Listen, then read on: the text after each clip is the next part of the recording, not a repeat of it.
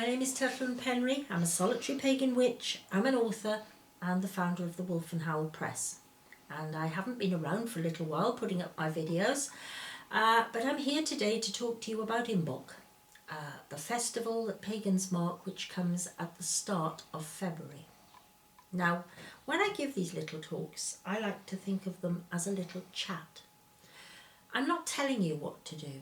I'm giving you ideas because a lot of us work on our own. If you work in a group or you have friends and family who can come up with ideas, all well and good. But Imbolc is not a festival that sits easily with us. The spring equinox, we can say, oh yes, we can mark it in ways that are very much reminiscent of Easter, because many of the Easter traditions were actually taken from the earlier pagan ones. But Imbolc is a little more tricky and we're not so familiar or at ease with it. And I think this is important and we have to try and work our way into the festival to understand it a little bit better. So the first question is, when exactly is Imbolc? Now you see, to me, a festival is part of its season. So I don't feel very much at ease with the idea of saying, this is such and such day, we have got to mark it on that day. All well and good if you can, and if you want to, and if you're all ready for it. But if you're not, and you're watching this, a few days later, please don't feel that you've missed the boat. Don't feel, oh, that's it, I don't know what to do for Imbolc for another year. It's not like that.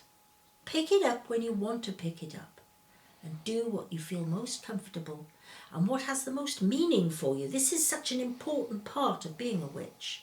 You have to work with the things that have the most meaning for you. So that's a little bit about the when. What is it as a festival? Well, for me it's the first day of spring, which is a bit challenging this year because I woke up this morning and we'd had snow in the night. Not an awful lot, we're not snowed in. We do get snowed in some years, but not this year. But it was enough for me that was a bit like nature wagging her finger and saying, there you are, you thought it was spring, now look at that, I've sent snow. And yes, that's exactly how we need to start thinking. For me it's the first day of spring. So how do we mark it? How do we make sense of it? This early part of February. Now to me, I believe this is a festival of revelation, if you like. It's a festival when we start to pick up on the things that are happening around us, the changes. Very important as a witch to be aware. You have to go out and about, even if you're just going shopping, and you have to start listening, seeing, smelling, touching, tasting, feeling the difference. That important extra sense where you feel the difference. And one of the big differences at the moment for us in the Northern Hemisphere anyway is that the nights are opening out, they're getting longer. You can really feel it now.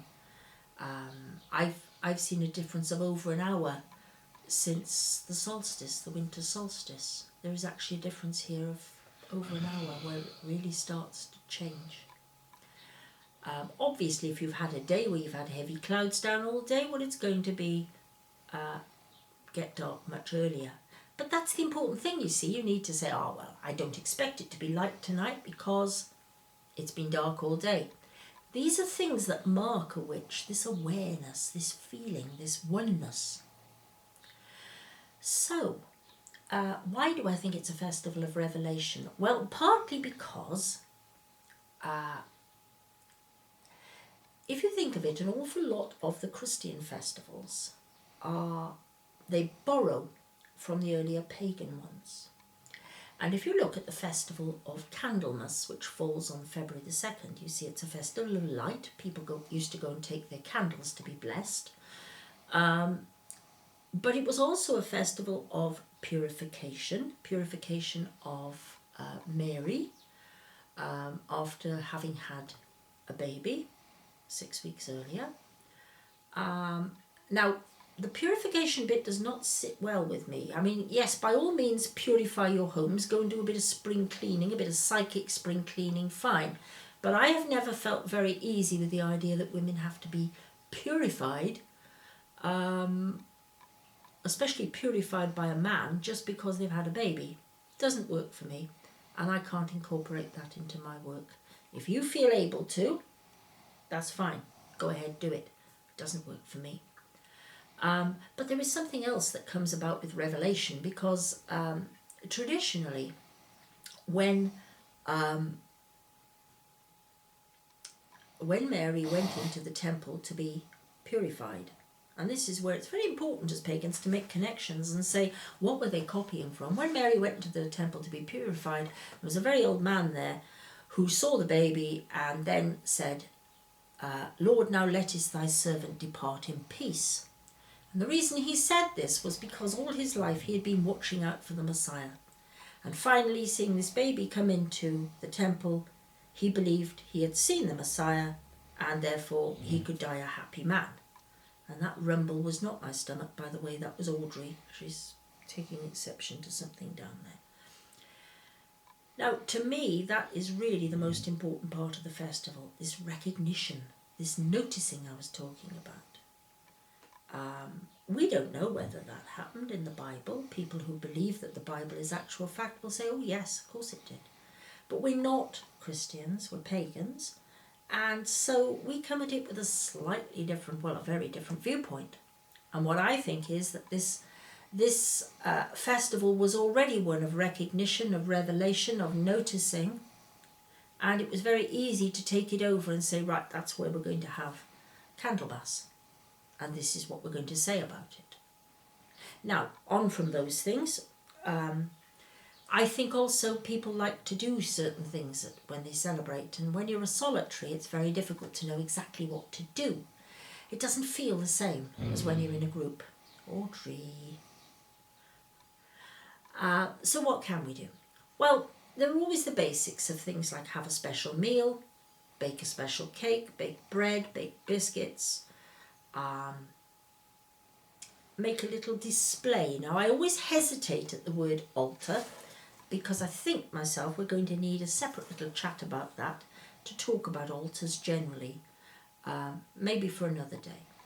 But at this stage, let's look at it as a display. We're going to have a little display of things that have meaning to us and maybe have meaning in relation to this time of year.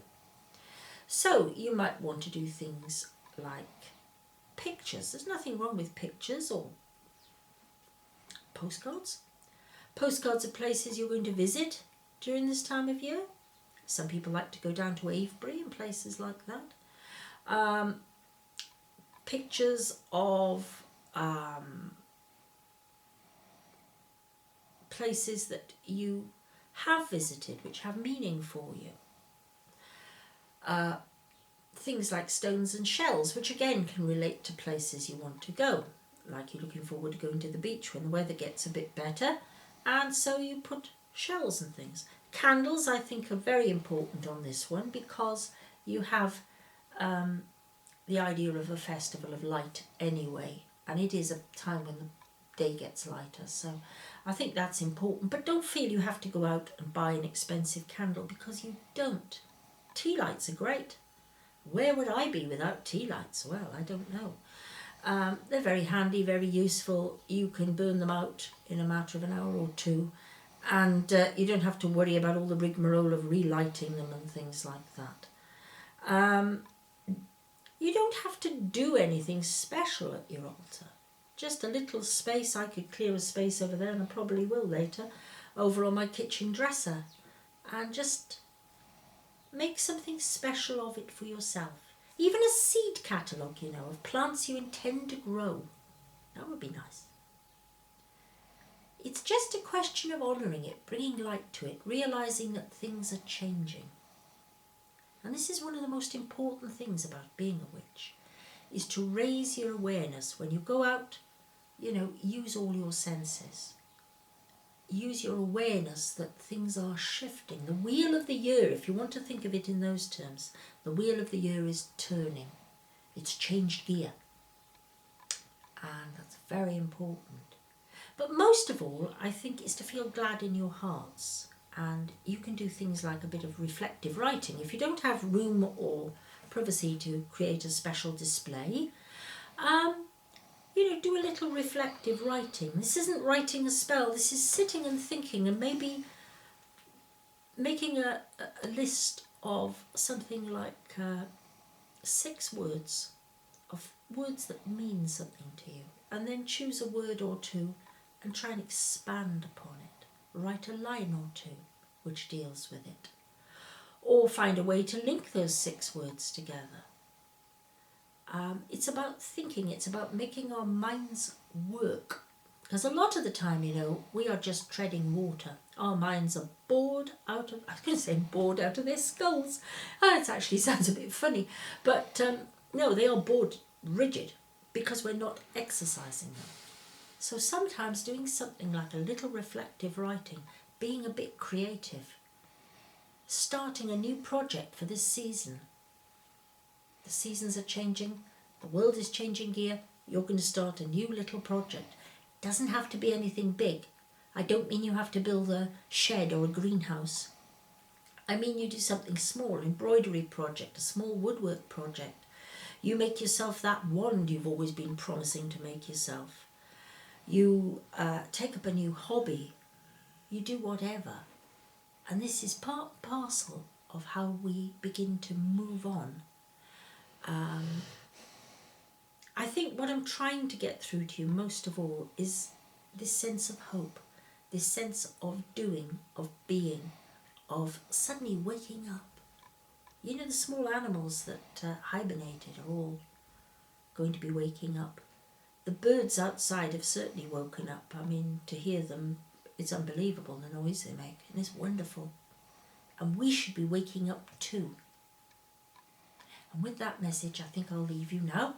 And I hope you have a wonderful festival, however you choose to celebrate, and whenever you choose to celebrate it. And thank you very much for listening. Goodbye.